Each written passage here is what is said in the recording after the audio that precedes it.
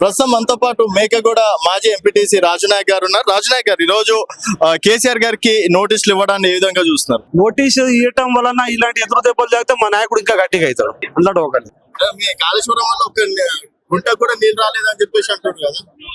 గుంటకు నీళ్ళు రాంది. మొన్న ఒక ప్రాజెక్ట్ కు అక్కడ ఓపెనింగ్ కూడా చేసింది కదా, ఏదో ప్రాజెక్టు కొత్తది. మరి దానికి వాటర్ ఎక్కడి నుంచి వస్తున్నాయి? గతంలో శ్రీరామ్ సాగర్ SLBC నుంచే నీళ్ళు వస్తున్నాయి. అది మీరు కూడా తెలుసుకోండి. ఓకే, సో ఇక్కడ కేసీఆర్ గారు తప్పు చేశారని చెప్పేసి కేసీఆర్ తప్పు చేసిండు అనేది ఆయన ఆలోచన. ఎప్పుడు ఇంత ముందు ఆయన నోటుకు ఓటు కేసులా ఆయన పోయిండు కాబట్టి ఆయన కుట్ర ఏంది, కేసీఆర్ పెట్టాలనేది కుట్ర. వేరేది ఏమున్నది ఆడ? ఏ రకంగా అయినా సరే కేసీఆర్ కు జైల్లో పెట్టాలి, కేటీఆర్ కు జైల్లో పెట్టాలి అనేది ఆయన ఆలోచనతో పనిచేస్తుంది. కానీ పబ్లిక్ మీద మంచి పనులు చేద్దాం, పబ్లిక్ మీద ఏ రకంగా ఇచ్చేద్దాం అనే ఆలోచన అయితే లేదన్నట్టే కనపడుతుంది.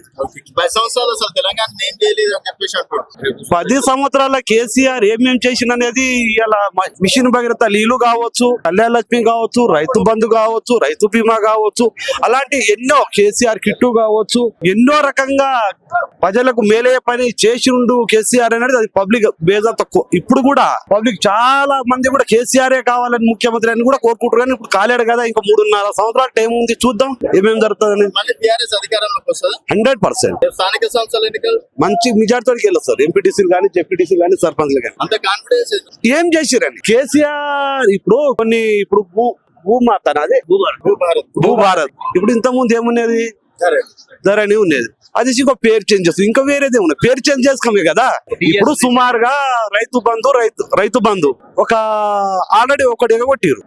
12,000 15,000 అన్నాడు కదా. ఏది 3 పంటలకు ఇస్తున్నాడు, ఏది చూస్తూనే ఉన్నాం కదా. ఆయన చెప్పిన వాక్యాలే కదా అవి. సో మీ శాంత నియోజకవర్గం, మా శారదా నియోజకవర్గం కూడా బాగానే ఉంటుంది. బిఆర్ఎస్